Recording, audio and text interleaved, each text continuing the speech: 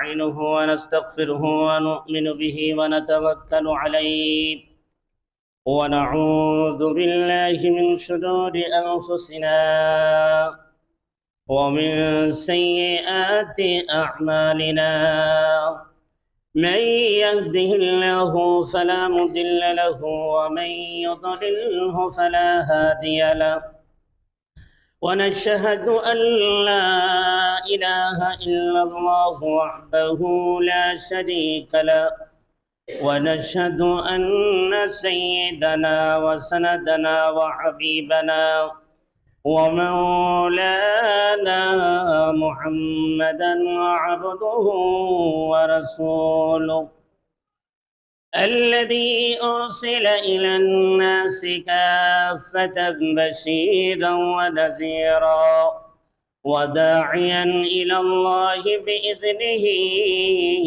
وسراجا منيرا أما بعد فقد قال الله تعالى في كلامه المجيد وفي فرقانه الحميد أعوذ بالله من الشيطان الرجيم بسم الله الرحمن الرحيم إنما كان قول المؤمنين إذا دعوا إلى الله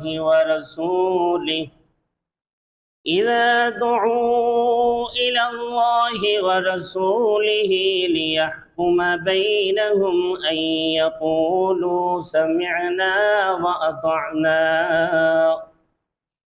وأولئك هم المفلحون صدق الله العظيم عن أبي هريرة رضي الله تعالى عنه قال قال رسول الله صلى الله عليه وسلم الأئمة من قريش أو كما قال عليه الصلاة والسلام صلى الله على سيدنا ومولانا محمد وعلى آله وأصحابه وسلم موسيا دوبدانا দিগরান موسيا دوبدانا দিগরান সুখতে জানা রোনা হাই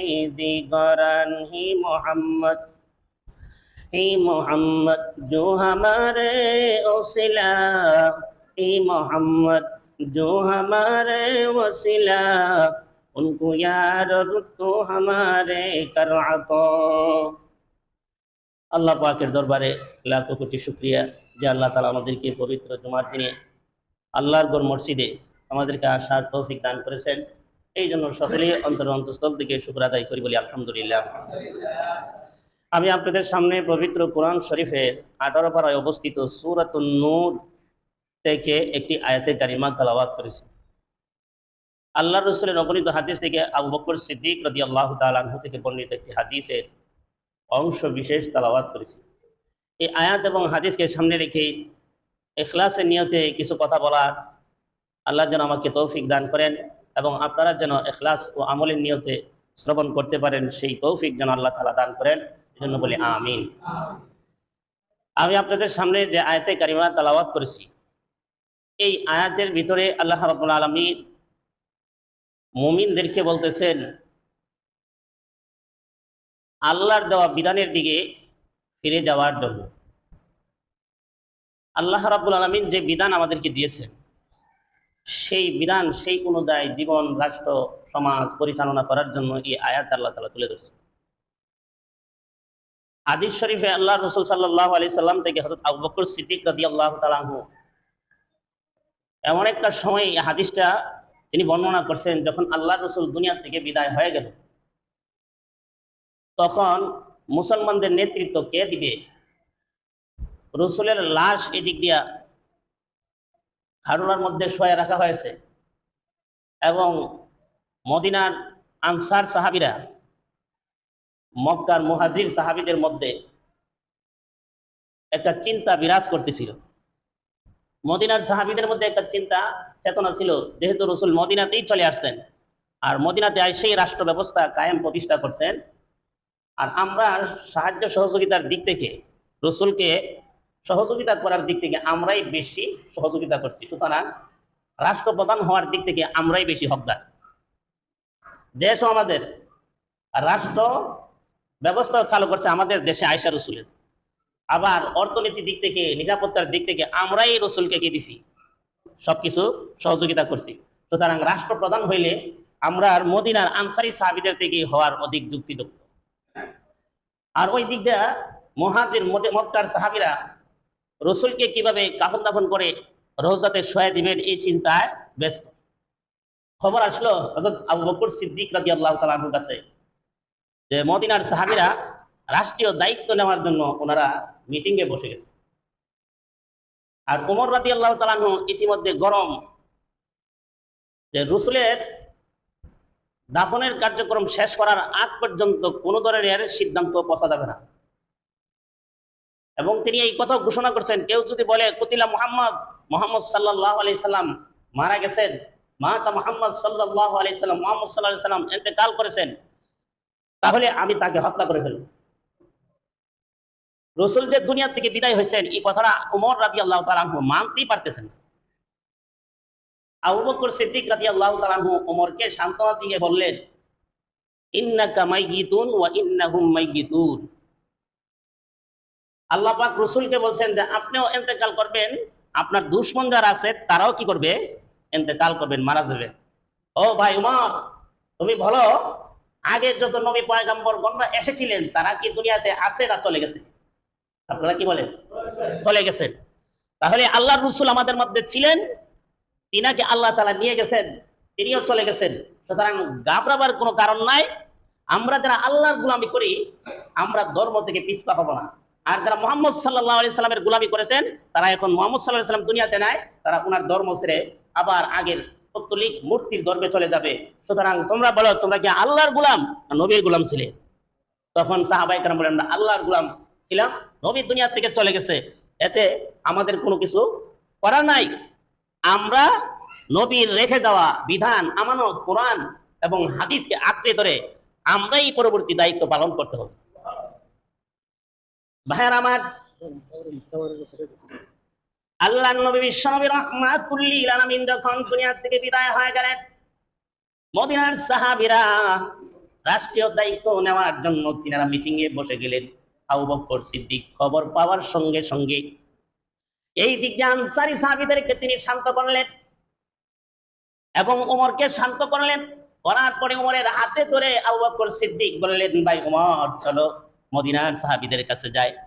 যাওয়ার পরে মদিনার সাহাবীরা বসে বসে যখন পরামর্শ করতেছিল আল্লাহর নবীর অনুপস্থিতিতে রাষ্ট্রের দায়িত্ব মক্কার কাউকে দেওয়া হবে নাকি আমরাই পরিচালনা করব, এহেন অবস্থায় আবু বকর যখন গিয়া মজলিসে উপস্থিত হয়ে গেলেন, যার যার মতন করে বিচলিত হয়ে গেল। হযরত ওমর বক্তৃতা করলেন, আবু বকর বললেন, ও সাহাবীরা। ওমরের বক্তৃতা শেষ হওয়ার পরে আবু বকর বললেন, আল্লাহর রাসূল বলেছেন, হাদিস বলে গেছেন, টেনশন করার কোনো কারণ নাই। আল্লাহর নবী বলেন, আল আইম্মাতু মিন কুরাইশ। মুসলিম বিশ্বের এখন নেতা হবে যিনি খেলাফতের দায়িত্ব ব্যবস্থার দায়িত্বশীল হবে, যিনি এই মুসলমানদের খেলাফত ব্যবস্থা পরিচালনা করবে আল্লাহর রাসূলের অনুপস্থিতিতে, সেই ব্যক্তি হবে আল আইম্মাতু মিন কুরাইশিন। কুরাইশ বংশভূত হতেই হবে, কুরাইশের লোক হতে হবে রাষ্ট্র পরিচালনা ব্যবস্থা দায়িত্বশীল হতে হলে। এই হাদিস শোনার সঙ্গে সঙ্গে মদিনার আনসারী সাহাবীরা বললেন, এই হাদিস তো আমরা কোনোদিন শুনি নাই। রাসূল যে এই কথা বলে গেছে নেতা হইতে হলে কুরাইশ বংশীয় হতে হবে, আমরা তো মদিনার সাহাবীরা কেউই কুরাইশ বংশ না। সুতরাং এই হাদিসের প্রমাণ সত্যায়িত করার জন্য আর কে আছে? আরেকজন সাহাবী বললেন, আমি নিজ কানে শুনতে পেয়েছি আল্লাহর রাসূল এই কথা বলছেন, আল আইম্মাতু মিন কুরাইশিন। নেতা হতে হলে মুসলিম বিশ্বে কুরাইশ বংশীয় হতে হবে। সুবহানাল্লাহ। আমরা তো সামারের বংশ নেতা হয়ে যায়, এর বাপে আগে চুরি করতো, হেও নেতা। গান্দাখুরের ছেলে নেতা হয়ে যায়, সুদখুরের ছেলে তখন বড় নেতা, আর ঘুষখুরের ছেলে তো পুরো এলাকার প্রভাব। আল্লাহ রসুল বলছেন আল আইম্মাতু মিন কুরাইশি, নেতা হতে হলে মুসলমানদের তিনি হবেন কুরাইশ বংশোদ্ভূত। কারণ পৃথিবীতে যত বংশ আল্লাহ তাআলা দিয়েছেন, শেষ জমানায় সবচেয়ে শ্রেষ্ঠ বংশ হলো নবীর বংশ। এই জন্য এই শ্রেষ্ঠ বংশের সন্তান ওই মুসলিম বিশ্বের ক্ষমতাধর রাষ্ট্রপ্রধান হবে। এই হাদিস বলার সাথে সাথে সাহাবায়ে কেরাম সত্যায়িত হইল। মদিনার সাহাবীরা চুপ হয়ে গেলেন। ওনাদের মধ্যে একটা কানাঘুষা শুরু হয়ে গেল, তাহলে মনে হয় আমরা রাষ্ট্রের দায়িত্ব পাইতাম না। আবু বকর সান্ত্বনা দিয়া বললেন, রাষ্ট্র পরিচালনা করতে গেলে শুধু রাষ্ট্রের একটা সেক্টর নয়, শুধু প্রধানমন্ত্রী হইলেই, শুধু খেলাফতের আমিরুল মুমিনিন হইলেই যথেষ্ট হয় না। বিভিন্ন সেক্টর আছে, প্রশাসনিক সেক্টর আছে, অর্থনৈতিক সেক্টর আছে, রাষ্ট্রীয় নিরাপত্তার সেক্টর আছে। সবগুলো কাঠামো ঠিক রাখতে হলে অনেকগুলো লোকের প্রয়োজন। আল্লাহর রাসূল দুনিয়ায় থাকতে যেমন মদিনার সাহাবীদেরকে দিয়ে বিভিন্ন সেক্টরে দায়িত্ব পালন করেছে, মক্কার সাহাবীরা আনসারদেরকে দিয়ে যেরকম বিভিন্ন জায়গায় দায়িত্ব পালন করেছে। ও নবীর সাহাবীরা শোনো, এখানে মদিনা এবং মক্কার সাহাবীদের মধ্যে কোনো ফাটল হবে না, পৃথকতা হবে না।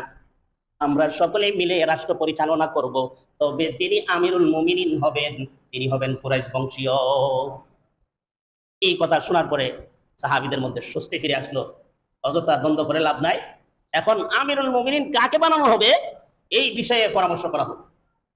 উপস্থিত সবাই চিন্তা করলো, আল্লাহর রসুলের অনুপস্থিতিতে, রসুল দুনিয়াতে থাকা অবস্থায়, আল্লাহ রসুল যে সময় দুনিয়াতে ছিলেন এই সময় রসুল থাকা অবস্থায় কাকে রসুল ইমামতির জন্য আগে বাড়াই দিয়েছেন, তাকে এখন রাষ্ট্রপ্রধান বানাইতে হবে। আর জোরে কইন সুবহানাল্লাহ। আমরা সব হইল সুবহানাল্লাহ আলহামদুলিল্লাহ জায়গা মতো। আবার ফেরাউন জাহান্নামে যাইতেছে, এই সময় সুবহানাল্লাহ কই না, এই সময় আলহামদুলিল্লাহ বললে ভালো, কারণ ফেরাউন জাহান্নামে যাওয়ার উপযুক্ত। আল্লাহ রসুল দুনিয়া থেকে থাকা অবস্থায় যখন রসুল 40 দিন আগে অসুস্থ হয়ে গেলেন, মসজিদে নববী থেকে ইমামতি করতে পারেন না, নবীজি আবু বকরকে বললেন, আবু বকর তুমি আমার অনুপস্থিতিতে নামাজ পড়া, আমি এখন অসুস্থ যাইতে পারি না, তুমি ইমামতি করো। আবু বকর বললেন, ইয়া রাসূলুল্লাহ আপনার জায়গায় দাঁড়ায় আমি নামাজ পড়াবো, এই সাহস আমি আবু বকরের নাই। তিনি মসজিদে গিয়ে অপেক্ষা করতেছেন, রসুল যাবেন ইমামতি করবেন, কিন্তু রসুল তো অসুস্থতার কারণে যাইতে পারতেছেন। রসুল খবর পাঠাইছেন, তোমরা আবু বকরের ইমামতিতে নামাজ পড়ে নাও, আমি অসুস্থ আসতে পারতেছি না। এই খবর আসার পরে আবু বকর কাঁদতে কাঁদতে এই মেহরাবে দাঁড়ায়া আল্লাহু আকবার বলে তিনি দাঁড়ায় ইমামতি মুসল্লায় দাঁড়ালেন। আবু বকরের ভিতরে ভয় ঢুকে গেছে, রসুল তো আর দুনিয়াতে থাকবে না বেশি দিন, ওনার অনুপস্থিতিতে, উনি থাকা অবস্থায় যেহেতু আমাকে ওনার দায়িত্বর মুসল্লায় আমাকে দাঁড়াতে হচ্ছে, এটা সুস্পষ্ট ইঙ্গিত রসুল অতি শীঘ্রই আমাদের কাছ থেকে বিদায় হয়ে যাবে। তিনি ইমামতিতে দাঁড়াইলেন, নামাজ শুরু করলেন, কেরাত শুরু করলেন, কিন্তু রসুল দুনিয়া থেকে বিদায় হয়ে যাওয়ার ব্যথার কারণে অনবরত আবু বকরের চোখ দিয়া পানি পড়তে থাকলো। এইভাবে অনেকদিন ইমামতি করলেন। এর ভিতরে একদিন আল্লাহ রসুল যখন সুস্থ হলেন, আবু বকর ইমামতির জন্য দাঁড়ায় গেলেন। আল্লাহর নবী হুজরা শরীফ থেকে হযরত আলী রাদিয়াল্লাহু তাআলা আনহুর কাঁধে এবং আরেকজন সাহাবীর কাঁধে ভর করে তিনি মসজিদে নববীতে প্রবেশ করলেন। এইমাত্র আল্লাহর রাসূল কাতারের মধ্যে এসে দাঁড়াইলেন। আবু বকর টের পেয়ে সঙ্গে সঙ্গে তিনি পিছনে চলে আসলেন, আল্লাহর নবীকে সামনে আগায় দিয়া রাসূলের ইমামতিতে পুরা নামাজ শেষ করলেন। সাহাবায়ে কেরাম লক্ষ্য করলেন, আল্লাহর নবী দুনিয়াতে থাকা অবস্থায় আবু বকরকে দিয়ে ইমামতি করিয়েছেন। মুসলিম বিশ্বের যে নেতা হবে তার ইমামতি করার যোগ্যতা থাকতে হবে, যার ইমামতি করার যোগ্যতা নাই সে মুসলমানদের আমিরুল মুমিনিন হওয়ার কোনো সুযোগ নাই। এই জন্যই গণতন্ত্রের বিশ্বাসীরা, সমাজতন্ত্রের বিশ্বাসীরা খেলাফত বিশ্বাস করে না। তারা খেলাফত রাষ্ট্র ব্যবস্থা হোক এটা তারা চায় না, কারণ তাদের মধ্যে ইমামতি করার যোগ্যতা নাই। পৃথিবীতে 3টা রাষ্ট্র ব্যবস্থা আছে এখন, একটা হলো সমাজতন্ত্র, আরেকটা হলো গণতন্ত্র। সমাজতন্ত্র হলো রাশিয়ার তৈরি করা মতবাদ, গণতন্ত্র হলো আমেরিকার আব্রাহাম লিঙ্কনের তৈরি করা মতবাদ। রাশিয়ার মতবাদ হলো মার্ক্সবাদ বা লেনিনবাদ, এই দুইজনে সমাজতন্ত্র প্রতিষ্ঠার মূল নায়ক। আর গণতন্ত্রের মূল নায়ক হলো আব্রাহাম লিঙ্কন। এই 2টা মতবাদ বিশ্বে চলমান ছিল। এর আগে ইসলামী খেলাফত ব্যবস্থা ছিল। এই 2টা মতবাদ সৃষ্টি হওয়ার পরে গোটা পৃথিবীতে যত জায়গায় ইসলামী খেলাফত ব্যবস্থা ছিল, তারা সৈনিকের মাধ্যমে ওই দেশগুলো দখল করে খেলাফতের ব্যবস্থাকে ভেঙে চুরমার করে দিয়েছে। পৃথিবীতে এই গণতন্ত্র আর সমাজতন্ত্র প্রতিষ্ঠা হওয়ার আগে খেলাফত পৃথিবীতে বিরাজমান ছিল, বিদ্যমান ছিল। অথবা একনায়কতন্ত্র ছিল। শুধু ওই দেশের বাদশা, ডেমোক্রেসি বলা হয়, শুধু একজন রাষ্ট্রপ্রধান থাকবে, তার অধীনে সবাই চলবে, এখানে কোনো নির্বাচন নাই। ডেমোক্রেসি সিস্টেমে ছিল গোটা পৃথিবীতে জনগণ যাকে সমর্থন করে ক্ষমতার চেয়ারে বসাইছে, সে যতদিন বেঁচে থাকবে সে ওই ক্ষমতা চালাইবে, এরপরে তার বংশের মধ্যে সিলসিলা যারা দায়িত্ব দেওয়া যাবে তারা এইভাবেই চলবে। এটা ছিল পৃথিবীতে এক ধরনের রাষ্ট্র ব্যবস্থা, যেটা রানী বিলকিস করেছিল। রানী বিলকিস, সুলাইমান আলাইহিস সালাতু ওয়াস সালামের ঘটনা আপনারা জানেন। ওই রানী বিলকিস, তার বাবার সন্তান ছিল অন্তত 40 জন। ওই বাবা রাজত্ব চালায় গেছে, তার 40 ভাইও রাজত্ব চালাইছে, সর্বশেষে রানী বিলকিসই দায়িত্ব প্রাপ্ত হয়েছে। এটা ছিল একনায়কতন্ত্র। আরেকটা ছিল খেলাফত প্রতিষ্ঠাতা। খেলাফত ব্যবস্থা ছিল, যখন সমাজতন্ত্র প্রতিষ্ঠা হইল, খেলাফতকে তারা ভেঙে চুরমার করে দিল। আবার যখন গণতন্ত্র প্রতিষ্ঠা হইল, সমাজতন্ত্রকেও ভাঙলো, খেলাফতকেও ভেঙে চুরমার করে দিয়েছে। রাশিয়া যখন সর্বপ্রথম বিশাল আকারের সৈন্যবাহিনী নিয়ে আফগানিস্তানে হামলা চালায়, তখন ওই সময় খেলাফত ব্যবস্থা ছিল আফগানিস্তানে, সেটা ভেঙে দিল। তুরস্কতে ছিল, এরপরে সিরিয়াতে ছিল, মদিনাতে ছিল, মক্কাতে ছিল, ইরাকে ছিল, ইরানে ছিল। এই সমস্ত রাষ্ট্রগুলোতে, আরব বিশ্বের মধ্যে মিশরে ছিল, এই রাষ্ট্রগুলোর খেলাফত ব্যবস্থা, এই সমাজতন্ত্র আর গণতন্ত্রের স্লোগান যারা দেয়, তারা আমাদের ইসলামী খেলাফত ব্যবস্থাকে ভেঙে একবার তছনছ করে দিয়েছে। মুসলমানদের কোন রাষ্ট্র ব্যবস্থা, খেলাফত ব্যবস্থা তারা রাখে নাই পৃথিবীতে। কেন? যদি এই ব্যবস্থা থাকে, তাহলে নামাজের মুসল্লায় দাঁড়ায় যে ইমামতি করতে পারবে, সে এই রাষ্ট্রের দায়িত্বশীল হতে পারবে। তাদের সেই যোগ্যতা নাই, তারা এই জায়গাতে আসতে পারবে না। এই জন্য তারা গণতন্ত্র আর সমাজতন্ত্র প্রতিষ্ঠা করছে। আমার কথা বুঝে থাকলে বলুন, খেলাফতের দুশ্মন কারা? গণতন্ত্র আর সমাজতন্ত্র। খেলাফতের দুশ্মন কারা? গণতন্ত্র আর সমাজতন্ত্র। একনায়কতন্ত্র খেলাফতের দুশ্মন ছিল না, যেটা রানী বিলকিসের মতন যারা রাষ্ট্র এককভাবে নিজেদের ক্ষমতায় চালাইতো। সমাজতন্ত্র আর গণতন্ত্র, এই দুইটা তন্ত্র মন্ত্র মিলে খেলাফত ব্যবস্থা বিশ্বের মধ্য থেকে নিচ্ছিন্ন করে দিয়েছে। এরা আমাদের শুধু শত্রু নয়, এরা আমাদের ইসলামী রাষ্ট্র ব্যবস্থার চূড়ান্ত দুশমন। এখন বিশ্বের মধ্যে 3টা রাষ্ট্র ব্যবস্থা আছে। আফগানিস্তানে আছে খেলাফত ব্যবস্থা, যেটা এই 2023 সনে তারা আমেরিকার পুতুল সরকার আশরাফ গানিকে হটাইয়া তালেবান সরকার গঠন করছে, খেলাফত ব্যবস্থা। এখন আমাদের জন্য খেলাফত ব্যবস্থা প্রতিষ্ঠা করা হইলো ফরজে কেফায়া। কি কেফায়া? ফরজে কেফায়া, যারা ফরজের কাছাকাছি। পৃথিবীতে কোন রাষ্ট্র যদি খেলাফত ব্যবস্থা না থাকতো, হাসরের দিন আমরা সবাই আল্লাহর কাঠগড়ায় দাঁড়াইতে হতো। আফগানিস্তানে আছে বইলা আমাদেরকে হাসরের দিন ছুটার একটা সুযোগ আছে। এলাকার সব মানুষ মিলা যদি জানাজা পড়া, সকলের উপর ওয়াজিব একজন মুসলমানের ফরজে কেফায়া, কয়েকজন মিল্লা জানাজা পড়া দিলে সকলে গুনাহ থেকে মাফ হয়ে যাবে। আফগানিস্তানে খেলাফত প্রতিষ্ঠা হওয়ার কারণে গোটা পৃথিবীর মুসলমানদের যে গুনাহ ছিল ফরজে কেফায়া, এই গুনাহ থেকে মুসলমানরা নিষ্কৃতি পাইছে। এখন সুদান একটা রাষ্ট্র আছে, সেই রাষ্ট্রটাতেও খেলাফত ব্যবস্থা করার মুজাহিদরা যুদ্ধ চালিয়ে যাচ্ছে। আমরা আশা করি হামাস যারা গাজা এখন শান্তির আলোচনার মাধ্যমে গাজা যারা দখল করেছেন, তারাও খেলাফত ব্যবস্থা বিশ্বাসী। আমরা আশা রাখি যে তারাও খেলাফত ব্যবস্থা প্রতিষ্ঠা করবে। আমার কথা বুঝে থাকলে বলুন, সাহাবায়ে কেরাম যখন আবু বকরের কথা শুনলেন, আল আইম্মাতু মিন কুরাইশিন, তখন সমস্ত সাহাবীরা আবু বকরের কথা মেনে নিয়ে তিনারা এই কথার উপর মত হয়েছেন যে কুরাইশ বংশ থেকেই আমিরুল মুমিনিন নির্ধারিত হবে। এতে কারো কোনো একতলাপ ছিল? কারো কোনো একতলাপ ছিল না। এখন কে হবে আমিরুল মুমিনিন? নামাজের মুসল্লায় রাসূল থাকা অবস্থায় যে ইমামতি করতে পারছেন, সাহাবায়ে কেরাম সকলে মনে করছেন তিনিই সবচেয়ে বড় যোগ্যশীল। এবং আল্লাহর রাসূল আবু বকরের ব্যাপারে ভবিষ্যৎবাণী অনেকগুলো কথা বলে গেছেন। রাসূল বলেছেন কোন কোন সময়, ও সাহাবীরা, তোমরা যেই যতটুকু আমার উপকার করতে পেরেছো, যারাই তোমরা আমাকে যেই লাইনে সহযোগিতা করেছো, সকলের সহযোগিতা আমি বিনিময়ে রাসূল দিতে পেরেছি। একমাত্র আবু বকরের সহযোগিতার বিনিময়ে আমি রাসূল দিতে পারি নাই। সেই বিনিময়টা আমার আল্লাহ হাসরের দিন আবু বকরকে দিয়ে সান্ত্বনা দিবেন। এই জন্য অনেকগুলো হাদিসের মধ্যে আল্লাহ রাসূল ইঙ্গিত করেছেন আবু বকর পরবর্তীতে রাসূলের দায়িত্বশীল হবে, আমিরুল মুমিনিন হবে। সবগুলো বিবেচনা করে সাহাবায়ে কেরাম দেখলেন রাসূলের পরে আমিরুল মুমিনিন হওয়ার যোগ্য একমাত্র আবু বকর। সকলে উপস্থিত সমর্থন দিয়ে শীর্ষস্থানীয় যত বড় বড় সাহাবী আলেমরা ছিলেন, তারা পরামর্শ করে আবু বকরকে আমিরুল মুমিনিন বানায়া দিলেন। আমিরুল মুমিনিন যখন হয়ে গেল, ঘোষণা হয়ে গেল, ইসলামী রাষ্ট্রের সরকার যখন নির্বাচন হয়ে গেল, তখন রাসূলের জানাজা পড়ার সিদ্ধান্ত চলে আসলো।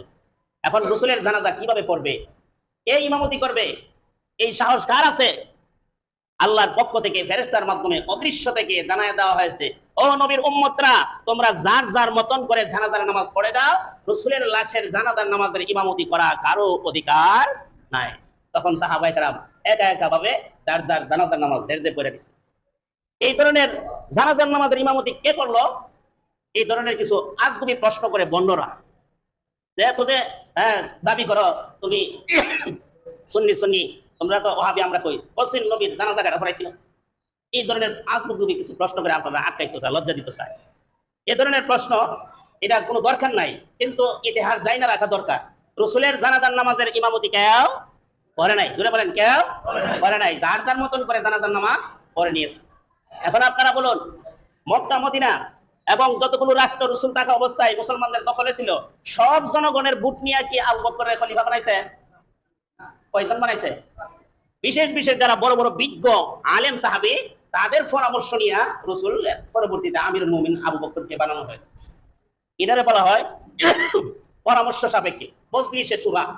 এই যে সাহাবীরা ছিলেন যারা বিশেষ বিশেষ ব্যক্তিত্ব, তাদেরকে বলা হয়তো মজলিসে শুরা। ওনাদের পরামর্শে সরকার রাষ্ট্রপ্রধান নির্বাচিত হয়েছে। আর গণতন্ত্রের নির্বাচন কি হয়? সুরেও ভোট দিতে পারে, ঘুষখোরও ভোট দিতে পারে, গাঁজাখোরও ভোট দিতে পারে, বদমাইশও ভোট দিতে পারে। এখন গণতন্ত্রের থিওরি হইল, ডেমোক্রেসির থিওরি হইল, সমাজতন্ত্রের থিওরি হইল ভোট গণনা করা হবে সকলের কাছ থেকে। এখন যার দিকে ভোট বেশি পড়বে, জনগণ যার দিকে বেশি ভোট দিবে, সে ওই রাষ্ট্রপ্রধান হবে। আর যার দিকে ভোট কম পড়বে, সে রাষ্ট্রপ্রধান হইতে পারবে না।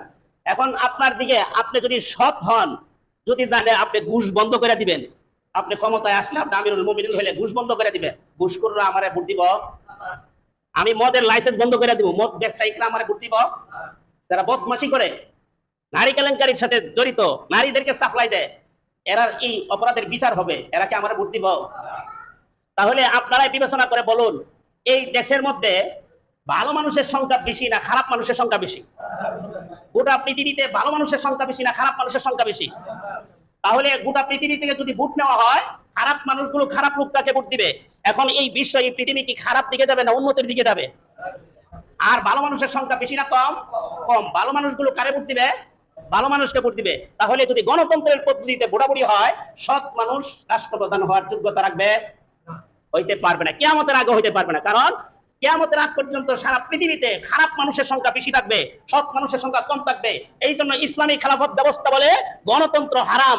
গণতন্ত্র বলে সর্বসম্মতিক্রমে সমর্থন নিয়ে রাষ্ট্রপ্রধান নির্ধারণ করা। হ্যাঁ, এটা আমরা বলি, এটা ইসলামের সাথে মিল আছে। সকলের সমর্থন নিয়ে রাষ্ট্রপ্রধান নিয়োগ করা। সকল বলতে কারা? ইসলামী রাষ্ট্র ব্যবস্থা বলে মজলিসে শুরা। বিজ্ঞ রাষ্ট্রের যারা চিন্তা চেতনা লালন করে, যারা রাষ্ট্র উন্নীত হবে এবং যারা মানুষের সঠিক অধিকার আদায় করতে পারবে, এমন লোকদেরকে রাষ্ট্র ব্যবস্থার দায়িত্বশীল হিসাবে নির্ধারণ করা হয় সৎ মানুষ দিয়া। আর যদি সকলের ভোট নেওয়া হয়, তখন খারাপ মানুষগুলো খারাপ লোকটাকে ভোট দিবে। খারাপ মানুষগুলো আর আরে যাস না বেড়া, আমার থেকে গুরুত্বপূর্ণ কাজ হয়েছে। তাহলে খারাপ লোকের সংখ্যা বেশি হবে, খারাপ দিকে ভোট যাবে। এখন আপনারা বলেন, খারাপ লোক যদি রাষ্ট্রের ক্ষমতায় আসে, দেশের মানুষ শান্তি পাবে? শেখ হাসিনার মতন অসভ্য মহিলা রাষ্ট্রের ক্ষমতায় যাবে। এরপরে তারেক রহমানের মতন দেশের সম্পদ চুরি করে নেওয়ালা লোকেরা রাষ্ট্রের ক্ষমতায় যাবে। এরশাদের মতন স্বৈরাচারী শাসক রাষ্ট্রের ক্ষমতায় যাবে। সৎ মানুষের চেহারা এই দেশের জনগণ দেখতে পাবে না। এই জন্য শান্তির একমাত্র পথ হলো ইসলামী খেলাফত ব্যবস্থা। সর্বোচ্চ যোগ্য ব্যক্তি, দেশের মধ্যে সর্বলাইনে যে সবচেয়ে যোগ্য ব্যক্তি এবং দেশের সমস্ত মানুষের অধিকার যে বুঝে, এমন একজন লোক ইসলামী খেলাফত ব্যবস্থা নির্বাচন করবে, সে রাষ্ট্রের ক্ষমতাশীল হবে। এখন আপনারা বুঝে থাকলে বলুন, গণতন্ত্র দিয়া শান্তি পাইবেন না খেলাফত দিয়া শান্তি পাইবেন? গণতন্ত্র দিয়া বলে ওয়াজ হয়েছে নি কাম? আবার ওয়াজ বুঝছেন আপনারা? খারাপ মানুষের সংখ্যা বেশি না কম? জোরে বলেন, খারাপ মানুষের সংখ্যা বেশি না কম? খারাপ মানুষগুলোকে সৎ মানুষকে ভোট দিবে? কারে দিবে? খারাপ মানুষকে। সৎ মানুষের সংখ্যা কম না বেশি? কম। সৎ মানুষগুলো যদি রাষ্ট্রের দায়িত্বে আসে, তারা অধিকার আদায় করবে না খারাপ মানুষগুলো আদায় করবে? সৎ মানুষগুলো আদায় করবে, খারাপ মানুষগুলো কি করবে না? আদায় করবে না। এখন আপনারা বুঝে থাকলে বলুন, পৃথিবীতে খারাপ মানুষের সংখ্যা বেশি না কম? আরো জোরে বলেন। এখন বেশি মানুষের মত নিয়ে কি সরকার নির্বাচন করবেন, না কম মানুষের মত নিয়ে সরকার নির্বাচন করবেন? কম মানুষের, সৎ কম মানুষের দিয়ে নির্বাচন করলে এটাকে বলা হয় খেলাফত ব্যবস্থা। এটা গণতন্ত্রের লোকেরা চায়।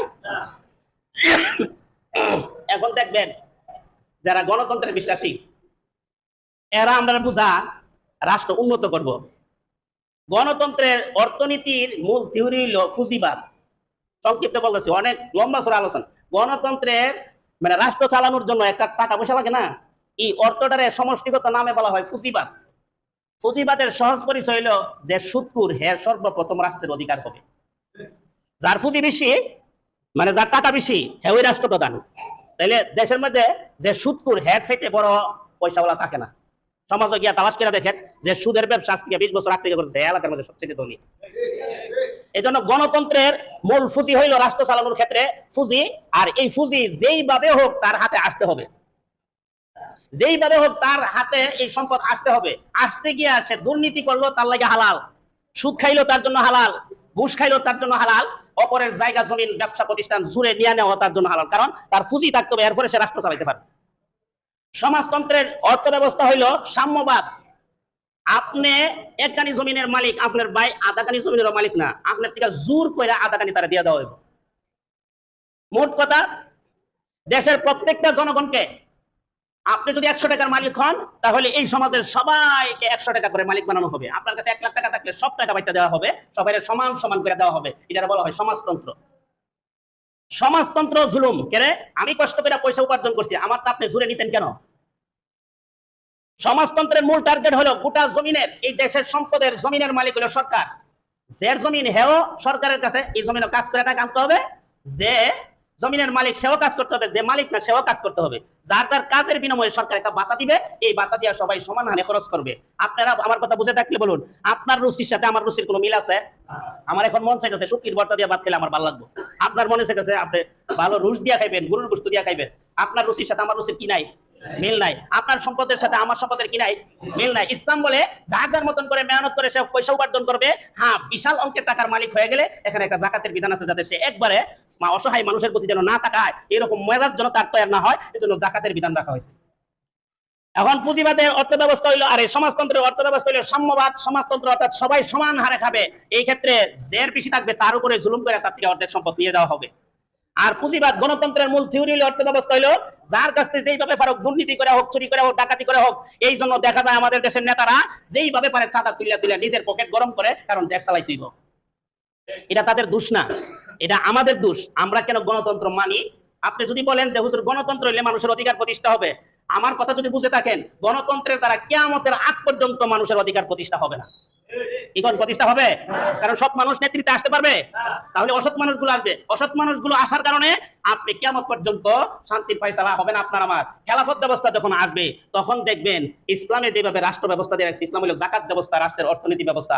জাকাত মানে ধনীদের কাছ থেকে নির্দিষ্ট পরিমাণে একটা জাকাত নেশাব পরিমাণ ট্যাক্স আসবে, এই ট্যাক্সটা দিয়ে রাষ্ট্রের সম্পদে জমা করা রাখবে, আর বিভিন্ন প্রতিষ্ঠানের মাধ্যমে রাষ্ট্র আয় উন্নতি করবে।